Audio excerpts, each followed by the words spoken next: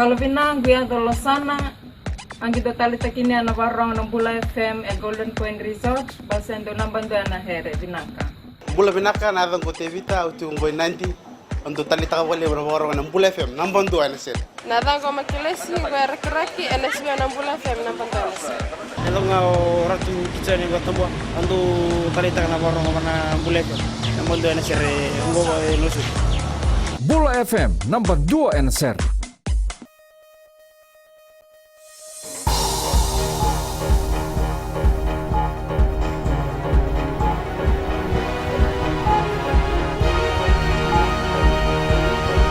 Good evening, this is FBC News. I'm Jackie Spade. In this bulletin, another armed shipment to arrive in Suva on Sunday. 2 new MPs sworn into Parliament. And Prime Minister stands by flag change decision.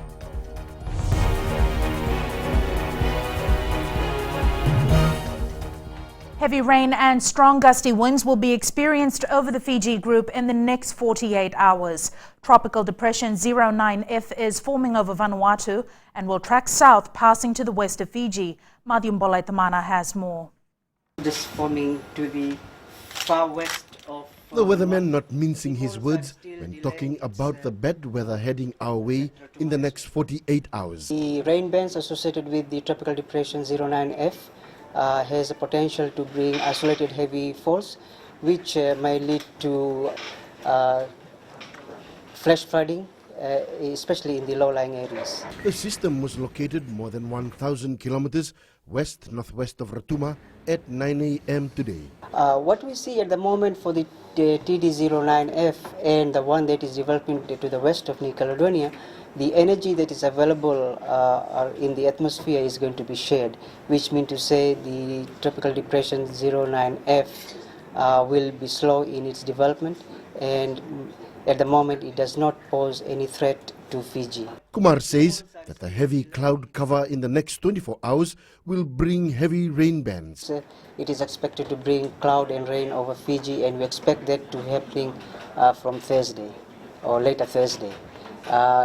The cloud cover is going to increase over the group, especially over Viti Levu and Vanua Levu, as well as we are expecting the strong and gusty winds to spread over Viti Levu and Vanua Levu. 3 other low depressions are forming to the south and southwest of Fiji. Kumar says while these will not have any impact on Fiji, the Weather Office will be closely monitoring the situation. Madhyam Bolaitamana, FBC News. A $19 million arms shipment will be received by the Republic of the Fiji Military Forces next week.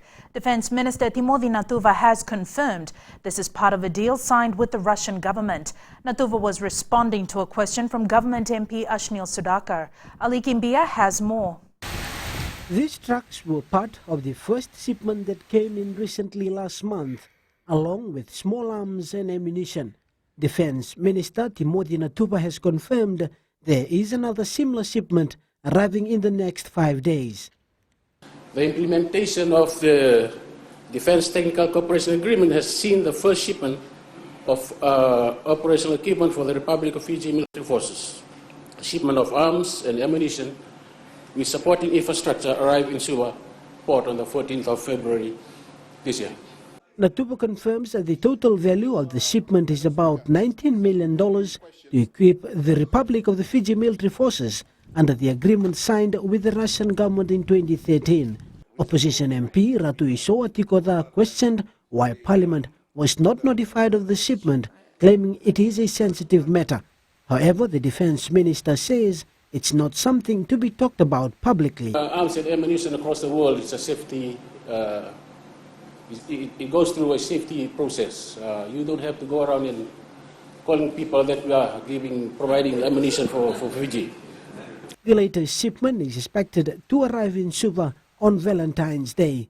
Ali Kimbia, FBC News. Parliament has 2 new members, with Fiji First candidates Mataya Kola and Mohammed Abedin sworn in today. There were also other firsts for the House of Representatives, with the Speaker Dr. Chico Luveni and her Secretariat no longer wearing their traditional wigs and gowns. Maggie Boyle tells us more. Parliament's first session of 2016 opened with tight security around the complex. With an X-ray machine on hand, there were body searches and storage lockers for the general public. Doing away with tradition, the Speaker of the House, Dr. Chico Luveni, and her clerks are spotting a new look. As you can all see, I have made a decision about the attire of the presiding officer and clerks of the Fijian Parliament. It is the tradition for officers of this House to wear formal dress similar to that which was formerly worn by the Speaker and clerks of the House of Commons. It is my intention to discontinue the wearing of wigs and gowns other than on ceremonial occasions. On to the business end of things, 2 new members of Parliament are sworn in. Former journalist Mataya Kaola says has more than 30 years of experience covering issues of national interest will be targeted at assisting government. To take steps to increase women's representation in parliaments and to empower them to be active in all aspects of society, including governance and business. Foster a free, professional and independent media to promote democracy and an open and transparent society. Akola was awarded this seat after the resignation of Sanjit Patel and the subsequent relinquishing of the seat by Rear Admiral Viliame Napoto to remain as the acting commander of the Republic of Fiji Military Forces. High school teacher and businessman Mohammed Abedin says this appointment will serve his agenda of education reforms. Youths and adults who have not been able to attain a proper education in the past are now able to do so. Education, I have seen, does not have any limits, and students from all ages, ethnicities, social standing, and genders are getting enrolled to make use of the opportunities that are finally available to them. Abedin replaces former Employment Minister and now President Major General Chiochi Kondrote. Maggie Boyle, FBC News.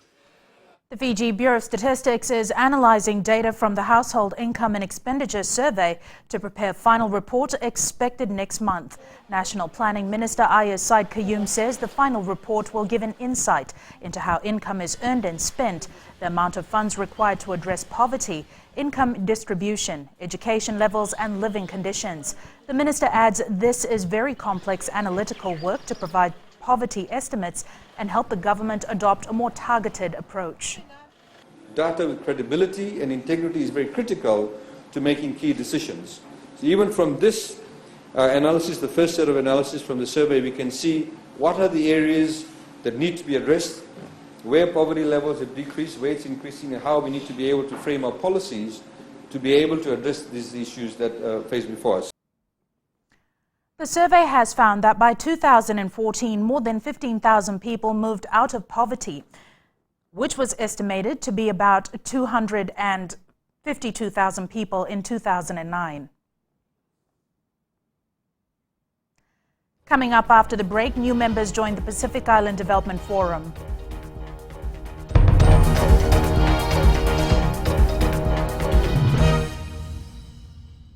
Hi, my name is Liviana Valentine. I'm from Nandi and Today FM rocks. My name is Ateza. I work at Golden Point Resort.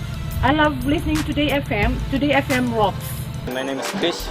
I'm from Tava. I like listening to Big Breakfast. Today FM rocks. I'm Juliana. I'm from Nautaka and I like listening to Today FM. Hi, my name is Chelly. I live in Arere. Today FM rocks my drug and lollipop.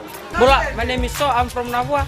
I like listening to Today's FM. Bula, my name is Asilika from Raki Raki and Today FM rocks with my flip-flops. Today's hit music on Today FM.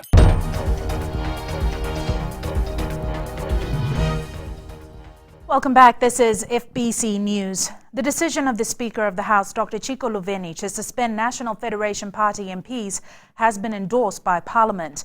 The House of Representatives voted on a motion by Attorney General Ayaz Said Qayyum with 29 in favour of the Speaker's decision. 14 voted against the motion, while 7 MPs did not vote. The motion was contested by the opposition MPs, arguing that the suspension of the 3 MPs goes against democratic principles. It appears the opposition has sort of opened up the Pandora's box and talking about the NFP and what a great party it was and what it is. But let me just start off by saying, Madam Speaker, for the opposition, if they do not get their own way, that means that democracy is dead. I can tell you for sure that if they were sitting on this side of the house and the same things would have been happening, they would have said democracy is very much alive. NFP leader Professor Biman Prasad, President Tupon Raunindalo and MP Prem Singh are suspended from the sittings of the House for the duration of time that the NFP is suspended as a political party. The Health Ministry is on high alert and is taking all precautions to address the threat of the Zika virus. Minister Chone Usumate delivered a statement in Parliament this afternoon, updating the House on how well prepared his teams are. Ritika Pratap has more. The Ministry of Health has intensified its surveillance as more Zika cases emerge from neighbouring countries. Minister Chone Usumate says tests of suspected cases are being carried out to confirm whether Zika has crossed into Fiji's borders. One of the things that we need the public to be aware of is that there are people with disease traveling from any affected countries. If they have any symptoms or not, they need to be able to present themselves to our facility so they can be tested, so we can be sure to see if they have this condition or not. Usumate says the ministry's Vector Control Unit, Border Control Agencies and the Centre for Communicable Diseases are on high alert. Private medical practitioners and doctors at health facilities are being urged to inform the ministry immediately if they find any suspected cases. We have enhanced our surveillance and mosquito control systems. We have 12 sentinel sites around Fiji where we are collecting information, people that have suspected Zika, the blood samples and so forth are being collected for testing. We have a very strong emphasis on raising awareness. The ministry has also equipped all health facilities to recognize the Zika virus symptoms. Introducing management guidelines that have been developed and distributed to all our health facilities so that our clinicians are also well informed of this new disease.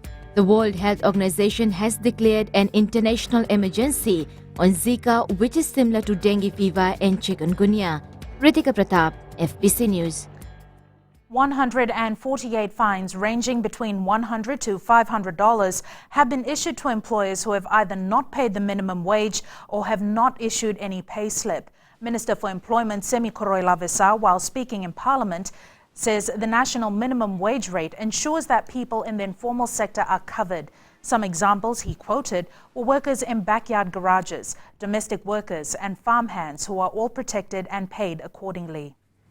The compliance section of the ministry has conducted a total of 1,147 labour inspections on the employers covered under the minimum wage rate of $2.32 per hour. We have recovered almost a total of $60,000 as at December 2015 as arrears of wages for the national minimum wage. Koroilavesa says his ministry will be conducting more awareness programs around Fiji next week. 16 bills were tabled in Parliament today. 9 of these bills went through the first reading. 5 bills will be debated over the course of the week. These include the Rights of Persons with Disabilities Bill, the Forest Bill 2016 and the Heritage Bill. 2 bills have been referred to the Parliament's Standing Committee on Justice, Law and Human Rights. The Employment Relations Amendment Bill will be debated in Parliament tomorrow. The Pacific Islands Private Sector Organisation and the Pacific Island Association of Non-Government Organisation have come on board to be new members of the Pacific Island Development Forum. Development Forum Secretary General Francois Martel says this partnership is good for the forum. Sainiani Boyla has more. The 2 non-government organizations have signed the Forum Charter and are now official members. Now I can confirm to you that these are full members of the PIDF and sit at the leaders' table together with their little flags at the table and be fully recognized as full partners in development in this region. So without further ado, let us continue to work together to realize our aspirations and the hope and dreams that these flags carry. Representing national private sector organizations from 15 island countries, PIPSO Vice-Chancellor Howard Politini says the organization is pleased to be engaging with the PIDF. I am delighted to be here today representing the 15 national private sector organizations of the 15 Pacific island countries to sign the PIPSOs in as a member of the Pacific Islands Development Forum.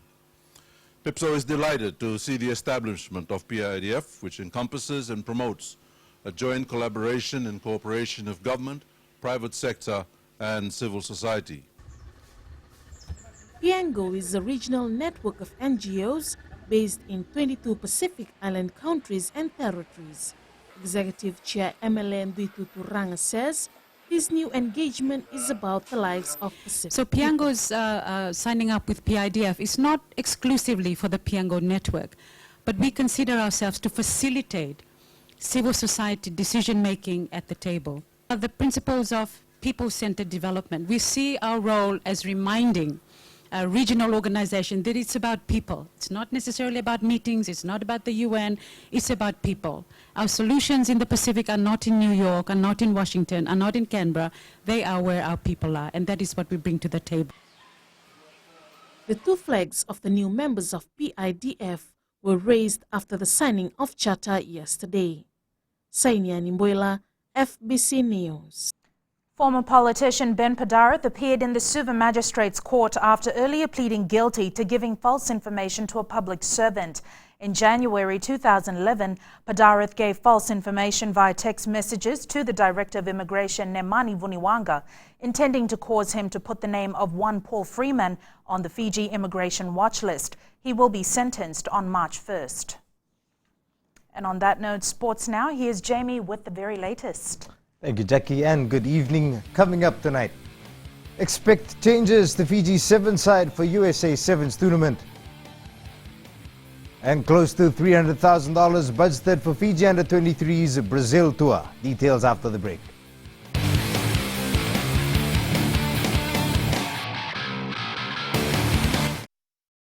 Yandra! I love listening to Gold FM at Golden Point Resort.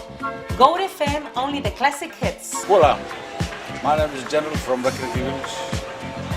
I love listening to Gold FM, only the classic. I'm Moses from Valeu. I love listening to Gold FM, only the classic hits. My name is Marida Manako. I'm from Kandavu.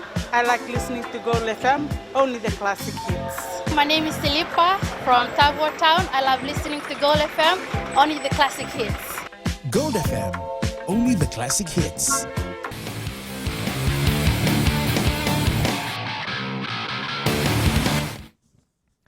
Expect changes to the Vodafone Fiji's Sevens team for next month's Las Vegas Sevens. Coach Ben Ryan has indicated that it is highly likely injuries to Viliame Mata and Apisai Ndomalailai will cause them to miss the next leg. Josephine Avula has the details. Home from the latest leg of the HSBC World Sevens Series, the Vodafone Fiji Sevens team was greeted by family members at the Nandi International Airport. Coach Ben Ryan is overwhelmed with the effort it took to get back to the top of the points table after the Wellington and Sydney legs.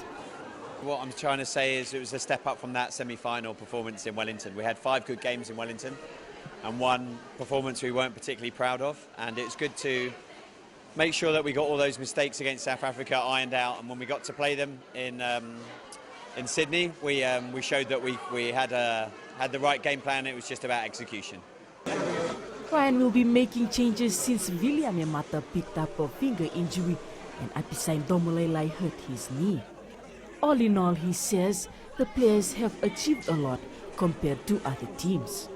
We played South Africa with De Jong and Hugard as Springbok internationals, Sonny Bill, the Ionis, Adi Sevilla, Pulu, all Blacks, and our boys are all local with the exception of Semi. Fans have commented that players can keep a cool head when the going gets tough, but Ryan has no problem with discipline in the team. We're occupying the top 3 positions in the World Series, so no correlation really with that, and I've got no problem with the discipline. I think the team's in a good place at the moment, and I'm very pleased with them. Konatani will also not play in the next leg as he's flown back to France for club duties. The Las Vegas Sevens is from March 5th to the 7th with the Vancouver Sevens in Canada to be held the week later. Josephine Navula, FBC Sports. Meanwhile, the team also received its bonus from major sponsor Vodafone last night. The side collected a total of $20,000 for winning third place at both the Wellington and Sydney Sevens. Minister for Youth and Sports, Celestina Tuitumbo, was also present to welcome the players. The national side will take a one-week break before resuming training for the Las Vegas Sevens. The Vodafone Fiji futsal side lost its second match in the OFC Futsal Championship, going down to Vanuatu 5-2 at the Vodafone Arena in Suva. Matthew Tuilau scored both goals for the hosts, but it was not enough against the silky skills of the Vanuatu side. We are here to learn every day, so we learned a few things yesterday. That's what we picked up, and it proved us good today. And if you look at our performance today, far much better than what we did yesterday. Our team worked together. Yes, a bit of disappointment during the second half where players lost concentration. In the opening round yesterday, Fiji went down to New Caledonia by 5-1.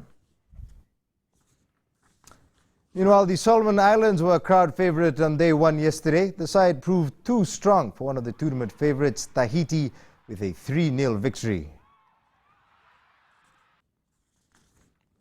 New Zealand registered an impressive performance yesterday with a convincing 5-0 win over Vanuatu. The Kiwis dominated the match from the opening whistle to stamp their mark as one of the tournament favourites. New Caledonia is currently taking on Solomon Islands, while New Zealand takes on Tahiti at 8 p.m. The Fiji Football Association will spend close to $300,000 on the national under-23 team's April tour to Brazil in the build-up for the Rio Olympics. The team recently returned from its Spain tour, which cost around $400,000. FBCtv Vice President Tarunesh Reddy says they are organizing the Brazil tour to not only prepare for the Olympics, but also improve the playing standards of its local players. If you want to learn more, you got to go to those kind of places and you need to spend money. To the Brazil tour, we will be spending about $300,000 again. So the two tours will cost us over $700,000. And at this juncture, we must thank the government of the day. The Fiji Football Under-23 squad departs on the 24th of April and returns on the 7th of May. Fijian weightlifter Apollonia Vaivai will lead Fiji's charge at the May Oceania Championships in Suva. The 2014 Commonwealth Games bronze medalist will be a top prospect to qualifying for the Rio Olympic Games when he competes against the best lifters from around the region. Tale Ndadakadaka reports. An Olympic Games qualifier in Fiji is sure to be a popular event. Regional weightlifters vying for a ticket to Rio in August will be out to prove themselves in the Suva competition. This will be tougher than the Commonwealth Games. Australia will be sending in their full team and they are already in camp at the moment in Canberra. Samoa, they are already camping from last year. And then we have New Zealand, Papua New Guinea. All these teams, they are well funded. So it's going to be tough for Fiji, but I think we've got advantage since we've got a home crowd with us. Apart from former Olympian Manuel Itulo and International Olympic Committee scholarship recipient Aileen Vigamatana, Vueti is eyeing Apollonia Vaivai as Fiji's top bet. Last week we did a test in at a high performance center in Levuka, and she totaled 200 kilo, which is PB at the moment. And with 210 kilo total, we'll win her the Oceania title during the May Games. Our national reps face tough competition from around the region in their attempts to qualify for the Olympics, but Vueti is confident Fiji will be well represented in Rio to take on the best lifters from around the world. Talent Otakavaka, FBC Sports. And that was your sports for this evening. Jack is up next with business.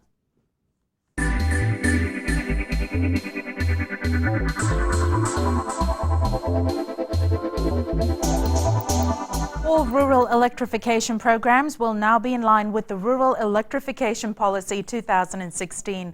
Local Government Minister Praveen Kumar says the ministry will, in a fortnight, put out a public notice on all pending works. These include the grid extension and the solar home systems. We need to have a clear-cut understanding between the consumer and the ministry and to provide them with the right time frame. Madam Speaker, the 2016 plans for our rural electrification program will see implementation of the major grid extension projects at a total value of around $14.7 million. 27 smaller grid extensions and house wiring worth $15 million will begin this year. 500 new solar home systems will also be installed.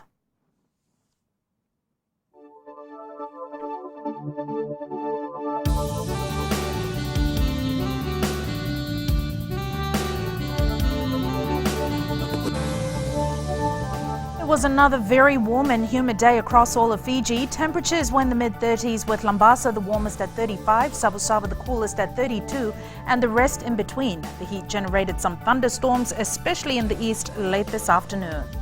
Looking ahead to tomorrow, we can expect the heat to continue with increasing cloudiness during the day and a chance of late afternoon or evening showers, along with the chance of scattered thunderstorms or two in the east. And the forecast for Thursday calls for an increasing chance of showers across the nation starting in the west. The marine forecast calls for light winds and moderate seas. And recapping the main stories for tonight, Weather Office issues heavy rain warnings for Fiji as tropical depression forms over Vanuatu. More Russian arms and ammunition due to arrive in Fiji on Sunday to equip the Republic of the Fiji military forces. And Prime Minister Vorengem Bainimarama says he has the support of the people in changing the Fiji flag. This week's poll question, in light of the Sydney Sevens, we ask: is the Fiji Sevens team on track to winning gold at the Rio Olympics? Visit our FBC website to take part.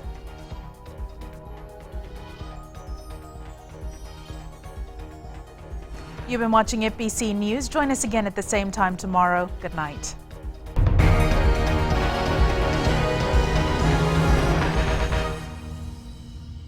मैं हूँ रेहान खान करबो तालेबू के जैसे festival एग्रेट है करबो में उसी तरह मिर्ची एफएम नंबर 1 है करबो में एलिन लटुका में मिर्ची एफएम को लॉक कर दिया जाए मिर्ची एफएम इट्स हॉट हम नकाशी से साइमान है हमारा फेस्टिवल जैसे नंबर 1 है वैसे मिर्ची एफएम नंबर 1 है माय नेम इज दिनेश हम नैंडी में काम करता है स्लीपिंग जैंट जिपलाइन में और मिर्ची FM is hot I like it मिर्ची एफएम इट्स हॉट